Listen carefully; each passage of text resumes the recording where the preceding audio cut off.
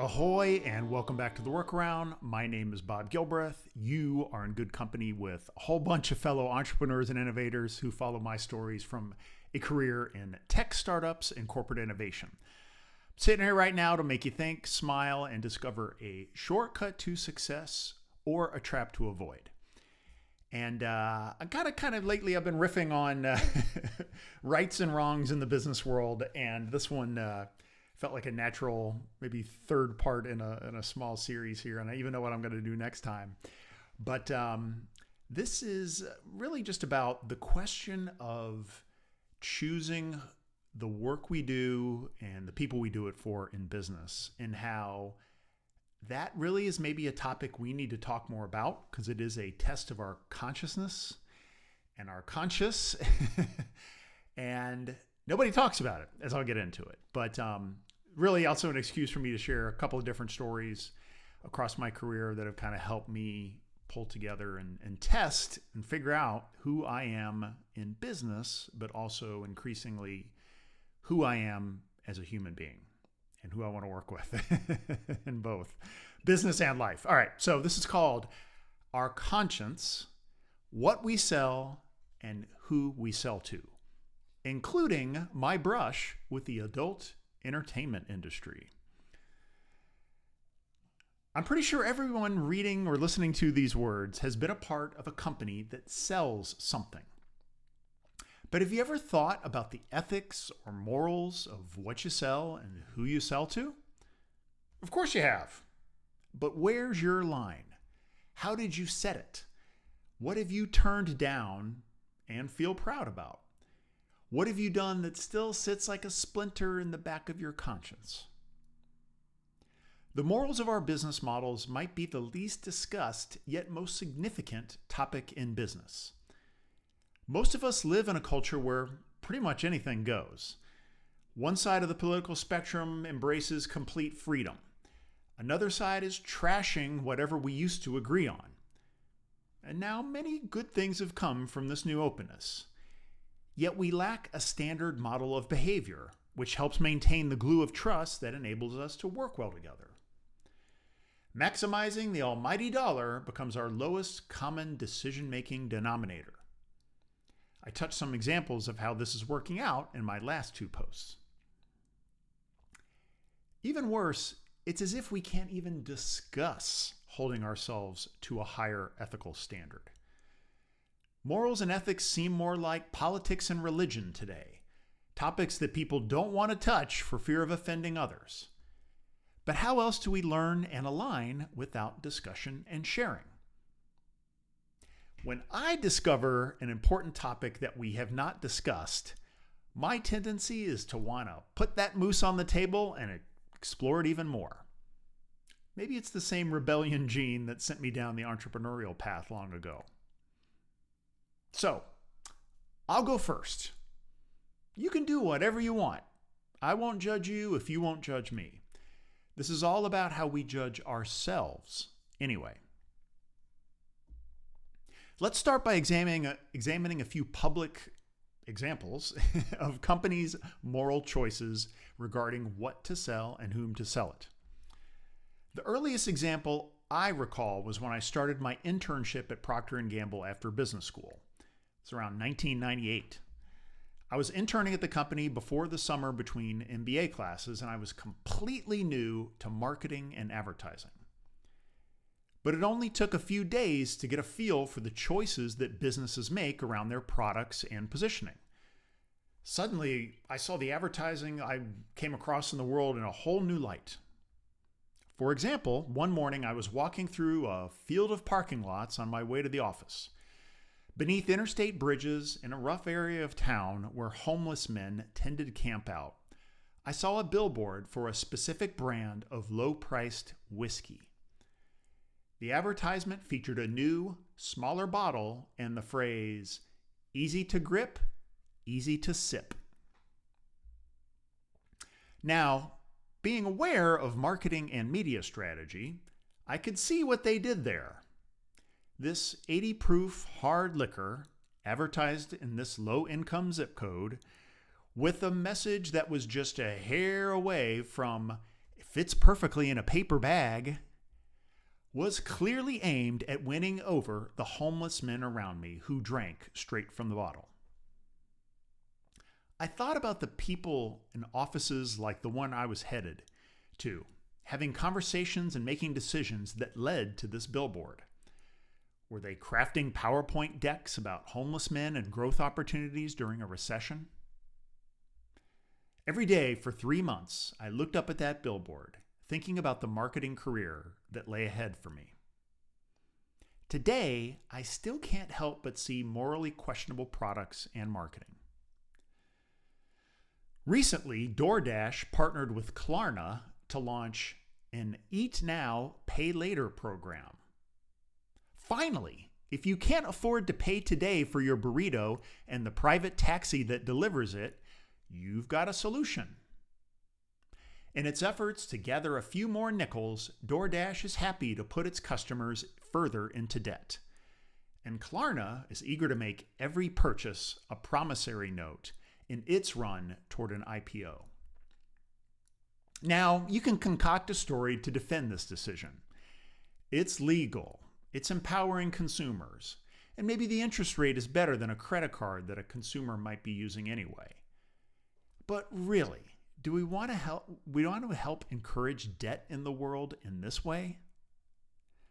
I'd say no. Maybe you'd say yes. Doesn't matter to me, as long as we're all paying attention. How about this other test?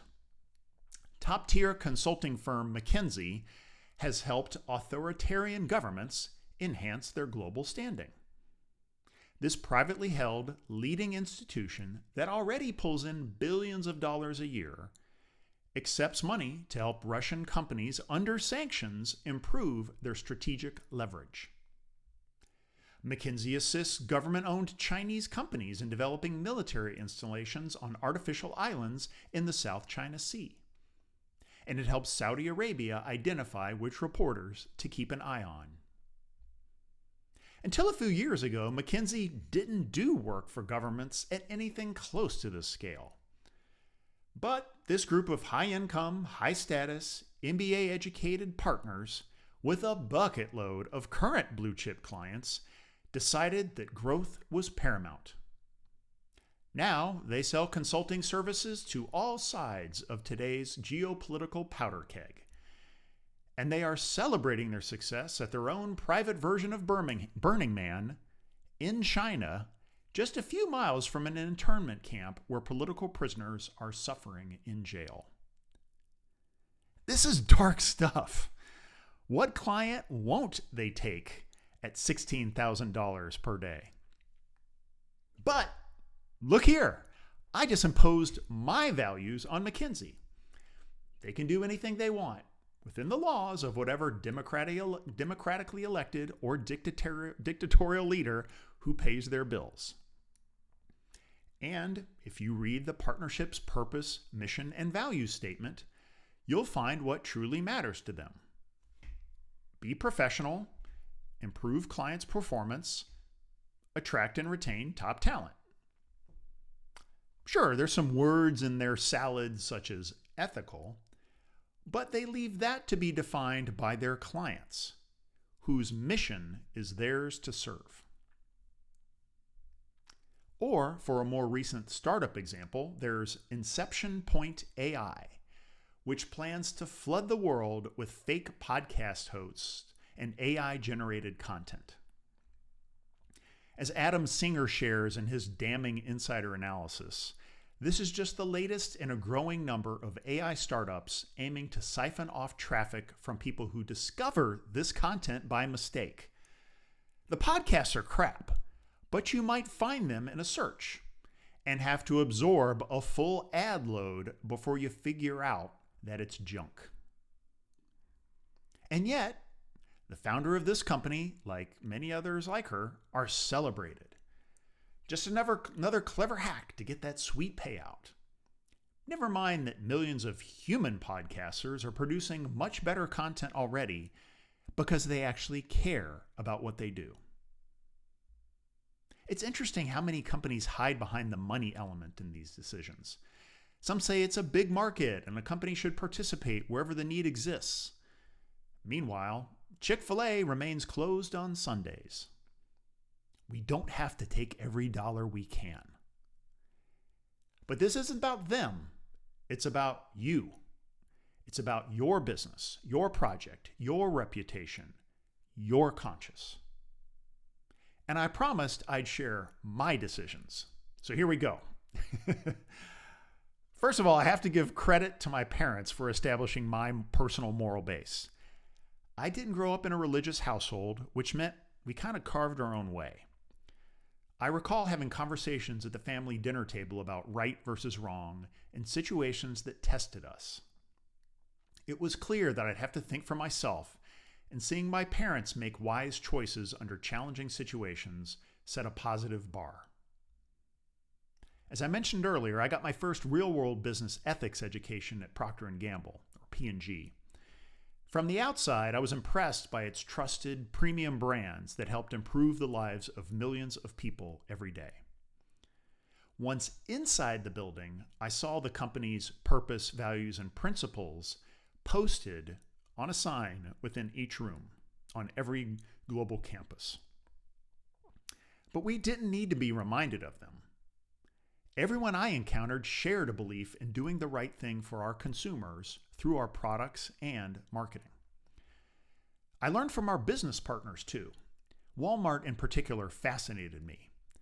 The company was concerned about the potential for its buyers to be improperly influenced by us sellers, so it had a zero gift policy. And zero really meant zero. We couldn't buy them a cup of coffee or host them at an event without letting them pay their own way. At one point, I went down to Walmart campus in Arkansas to demo our new Mr. Clean car wash kit, and I suggested I prove it worked well by washing the buyer's car. But they declined due to the gift policy, and we found a company bus to wash instead. But there's one murky ethical situation that I still think about a little from those days. During my second marketing assignment on Tide, I led a liquid detergent upgrade project. As part of the product formula upgrade that included adding new stain-fighting ingredients, we decided to switch to a normalized bottle cap. Before, we had a larger cap for Tide with bleach than regular Tide liquid. That's because the with bleach meant you were adding more ingredients to the wash cycle to get that benefit. It would save our production process a significant amount of time and money to stick with one bigger cap rather than switching them up on the production lines. A few months after this launch, we began to see a lift in our sales volume, despite a price increase that we implemented along with the formula upgrade. We were excited about that, but needed to uncover the true secret to our success. When all of our analysis of the advertising, pricing, upgrades, distribution, and usage was complete, we were somewhat embarrassed by the main reason for our great results. People who used to fill a smaller cap now filled a larger one.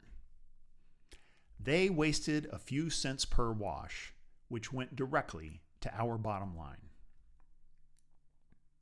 I eventually left to join my friends and fellow P&G alumni at a growing digital agency in town. With that high ethical experience still running in our veins, we remained committed to doing the right things on the agency side. Yet, as business owners, we had significantly more personal financial impact at stake in our decisions. We worked with dozens of different brands and categories, each of which has a dark side. Disposable diapers help parents care for babies, but are bad for the environment. Coca-Cola and Pringles make you smile, yet contribute to the obesity epidemic. Pharmaceuticals save lives, yet often are little better than generic options that cost much less. Every product in our cabinets and refrigerators right now can kill us in some way. The first major client-related ethical decision we faced was when an RFP came in for a massive cigarette brand. Our agency was known for its leadership in consumer relationship marketing programs for companies like Abbott Diabetes Care. This potential client had a big points-based loyalty program and was interested in having us take it over. This would have meant many millions of dollars a year to our company at a time when we were just starting a 5-year earnout. A win would lock in at least half of our long-term goal. But none of us were excited about it. We gathered for our bi-monthly executive meeting and discussed whether or not to participate. Our group of friends could say anything to each other, so we went around the horn to weigh in. 6 for 6 was thumbs down. We just didn't feel right about supporting a dangerous habit with little redeeming value. It was personal further for me, as my father was hooked on and off cigarettes since his teenage years. It took 10 minutes to turn this down. But then one of us suggested we look for a way to turn this into a positive story. So we spent the next half hour talking about how we would share our decision with the company in such a way that they would know we have ethical guardrails. Our transparency would become another way to show how we made decisions about what we sell and what they worked on, with due consideration of impacts way beyond the bottom line.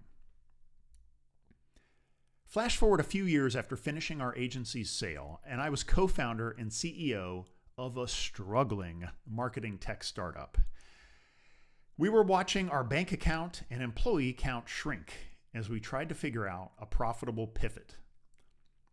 That's when we got an opportunity to work with a division of Monsanto, the agricultural products giant. The company was launching a content marketing program with helpful information aimed at family farmers and wanted us to help with influencer and social media marketing. Now for me, this was a no-brainer. A no-brainer, yes. I knew Monsanto as the creator of several GMO products, and I believed in the science behind them. The idea of tweaking the genetics of seeds to improve yields and nutritional profiles while reducing the need for pesticides was something I found very positive. As a curious news consumer and technologist, I had investigated years earlier the negative reports and bans, but found such claims to be overstated. Plus, humans have been tweaking the genetics of plants and animals for over 10,000 years in a very haphazard way.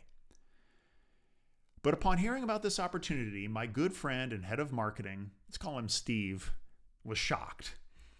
He couldn't believe we would work for this company, even in a positive campaign around helping family farmers. Steve knew our dire situation, and as a good friend, I knew he was of sound mind, so I listened to his arguments against GMOs. And I disagreed with him. However, I wanted to build a company where people could both weigh in on such decisions and opt out if they didn't feel comfortable doing the work. So, in an all-hands meeting, I shared my decision as CEO, how and why I made it, and that no one would be forced to work on this client if they didn't want to. A year later, I was tested again when one of our sellers told me she got a call from a former client who had gone over to work on the Juul brand of e-cigarettes. The client was hoping to run influencer marketing campaigns targeting a young adult consumer. That was a quick, hard pass. Again, it was a product I didn't want to help promote. But some other company took this assignment, and it didn't end well. That's the responsibility and privilege you have as the CEO. You get to flex your ethics and do what you think is right. I got to see a CEO go in the other direction when our startup was acquired in 2018. We became part of a company that was a leader in digital coupons. I recall sitting in a meeting with the top leaders of the sales team one Friday afternoon. The head of retail partnerships got on the line, excited to share the news that our CEO had changed his mind about marketing cigarettes. For some reason, cigarettes are a theme here. There's a synchronicity for you. He changed his mind after more than a decade of ruling against marketing cigarettes. His change of heart was driven by our opportunity to win business with a leading convenience store chain. Ironically, we were also in the final stages of pitching for more business with CVS, which had recently decided to stop selling cigarettes altogether. I sat on the call wondering how this decision was made and what the 1,000+ employees in the company might think about it. Not one to hold back, I brought this up, and the rest of the group basically laughed me off the call. It was clear that they hadn't really thought about questions like this before and certainly didn't want to think about it now. I found that really sad. For those who pay attention to most subtitles, it's time to talk about adult entertainment. And I'm going to go into story mode big time here. It's April 2022, and I'm working through our startup's 4th pivot in 5 years. After selling our last company, a group of us wanted to keep working together, but we struggled to find product market fit with our HR tech idea. Eventually, we decided to pivot the business to a tech-enabled recruiting agency. My job, once again, is to rustle up some clients. For the first time in my life, at age 50, I find myself writing copy and setting up workflows for mass email marketing campaigns. It's one of the most frustrating tasks you can have, feeding the beast with multi-layered messages while tiptoeing through the Google anti-spam minefield. But I'm having some luck targeting customers of a competing service that was going out of business. I check my email one day and find a positive reply from a company called Tech Media LLC. A young recruiter, Krista, liked my pitch and wanted to set up a Zoom to learn more. I try to conduct some advanced research, but this company appears to invest in other unnamed websites and has just a few dozen employees in the LA area. I did learn from her LinkedIn profile that Krista was originally from Ukraine, and at the start of the call, I made a point of telling her I hope her family was okay, because Russia had invaded just 2 months earlier. She thanks me for my concern, then tells me that their business is a holding company for adult websites. Now, usually I would spend the first 10 minutes of every pitch asking some questions about the client's business, their use of recruiters in the past, and why she replied to my email among the hundreds in her inbox. But hearing adult websites threw me for a loop. I mean, I think that's what she said, but she has an accent, and I never imagined a young woman working in recruiting at an adult tech company. So I revert to the safety of my well-worn slides and proceed to walk through our founding story, tech approach, and fee structure. I make a point to hit heavily on the fact that we mainly source software developers in the Midwest who are more loyal and more affordable than what they find in the LA tech scene. I get to the end and she asks, "Is your company okay working with adult websites? I know people in the Midwest can be more conservative. We need to make sure they are open to working on our app, or we are wasting each other's time." Okay, so at this point, I know I heard her correctly the first time. I ask, "What is the name of the app?" She says it twice, but I'm still not hearing her correctly. Finally, she opens the Zoom chat box, types, and hits send. And up pops a brand that's in the adult entertainment industry that you probably know if I said it now. Dumb me finally gets it. I've definitely heard of this app. I believe they were innovators in the subcategory of teledildonics. My face turns bright red. Krista saves me by saying, "Don't worry, I've had lots of conversations like this." It's a fun conversation from here. She shares some of the selling points for her tech roles, including a great salary, generous benefits, and the chance to work on a video-based consumer app that millions of people use quite often. I'm not offended at all. But tell Krista I need to talk with my team to make sure we're okay with this. I close the Zoom window and sit at my desk laughing so hard that my dog started barking from all the way upstairs. Then I get on the line with my co-founder Ryan and tell him the story. Laughing again so hard I'm in tears. But eventually I settle down and we've got to get down to business. Should we take this company as a client? I pull a page from my agency exec team long ago and bring together our 5-person team that afternoon.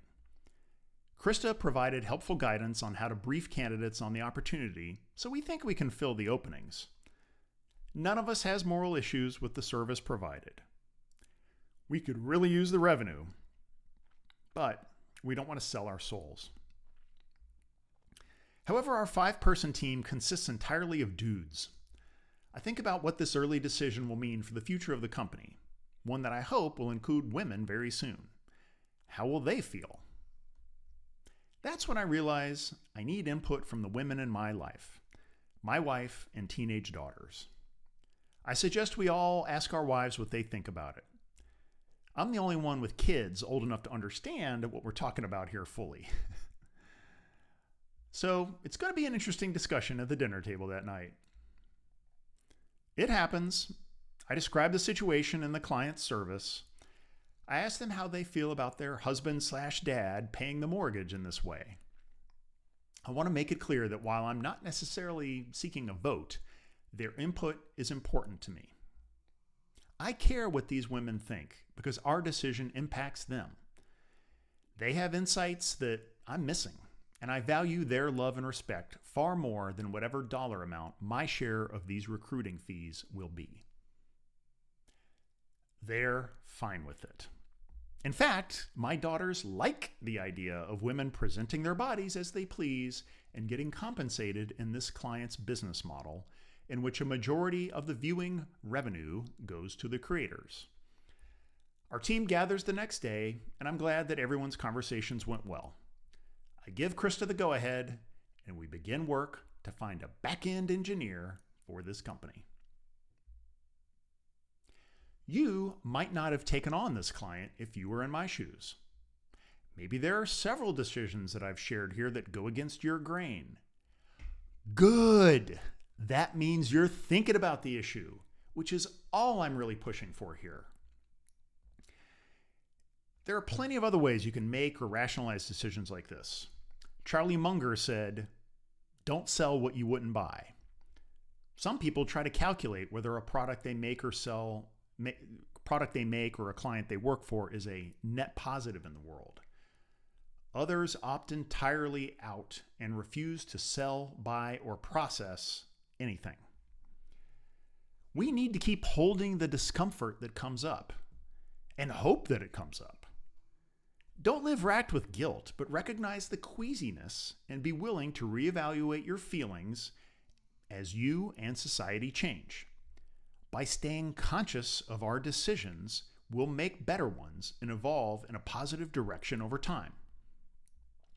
As I alluded to earlier, one of my biggest frustrations with society today is that we have no mutual agreement on what is ethical. This seems to mean we're stuck in a lowest common denominator where the only rules are set in legal agreements and financial returns. But maybe the lack of standards of behavior is a feature, not a bug, of this big game called life. Ethics is easy because it means we're going along with the crowd, acting unconsciously. Instead, each one of us has to make our own decisions rather than deferring to the rules of society or the religion we grew up with. Conscious struggling might be what we need to move forward. We have to make up our own truth, which is the ultimate test of who we are. This might be a good time to bring up the word sin. That's right, sin. It's a word I used to think of negatively, as in a religious tinged judgment. But a few years ago, I learned that it comes from a Greek word meaning to miss the mark, as in archery. This is how I try to think about the decisions I make in life now. The mark, for me, is acting in a way that improves others' lives. With that aim, I must judge my decisions as being on or off the mark. Setting our own life goals and seriously testing our ability to stick with them is a big part of growing up. My record is not perfect, and I've got some regrets. But those regrets serve as reminders more than a nagging stressor or a lingering need for forgiveness from a higher power. And we only learn through our mistakes, our misses. This means I have to stop judging others' decisions too. We've all got our own tests to take. Different people have different aims. However, while we must decide for ourselves, we must remember that our actions have ripple effects that can improve or worsen the lives of our employees, partners, and potentially millions of people who interact with our products and marketing. I increasingly find myself pulling away from people who are stuck at the fear and greed levels of the game of life. I hold love for these players, and I hope they see a better route one day. But I don't want to play with them anymore. Instead, I'm looking for inspiration from people who look for ways to serve others before themselves. I was really happy to see this example the other day. This is from a note by Darshak Rana on Substack. He writes, "My mechanic called to tell me the car didn't actually need the repair I'd scheduled. Just loose connection, fixed it for free. He could have charged me $300 and I'd never have known. Bad business model," I joked. "Good sleep model," he said. His shop is always busy. Word spreads about people who choose honesty over profit. Integrity isn't just moral, it's practical. Love that. Sharing the wealth was the key to both my company acquisition earnouts, and the joy of signing my team's checks vastly exceeded the few extra $1 million I might have in my investment account today. As I listen more closely, outside of the hustle porn and hacking tricks, I find remarkable stories of people who give unselfishly and end up seeing the benefits bounce back in surprising positive ways. Take my friend, who I'll call Chris. He's a 30-something sales leader who told me his story of being down on his luck at work and home. For some reason, at a low point in his depression and bank account, he made a significant donation to a worthy cause. He immediately felt better and continued giving. Within months, he was crushing his quota and found peace with his family challenges. Money is at the heart of this entire post, the work we do for money. Maybe the biggest test of our lives, the test of our times that we live in, is whether we make decisions more for money or for meaning. The more we test ourselves and the more we are aware and struggle with these tests, the further we expand our consciousness. I think this is kind of the whole point of playing this game called life. I'm rooting for you to hit the mark. All right. I'm going to skip the brought to you by ads. It's getting long. Let's go right to the cool content of the week. A little something I found meaningful. You might agree. Speaking of moral tests, on an 8-hour road trip last week, my wife and I listened to season 2 of the Deep Cover podcast, which is titled Mobland. It's the story of mob corruption in Chicago during the 1970s and 80s, centered on a slick attorney who is part of the problem until he turns himself in. I'm sure you would love the overall story arc, and it's got a ton of views from the people involved that are a lot of fun. Finally, in addition to living vicariously through real people's moral tests, the Deep Cover series warms me with the knowledge that high-quality journalism is still very much alive and well. It's just moved to new media and platforms. So somebody out there, get these guys a Peabody Award. This is awesome stuff. And that, my friends, is it for this week. Thanks for joining. Ahoy for now.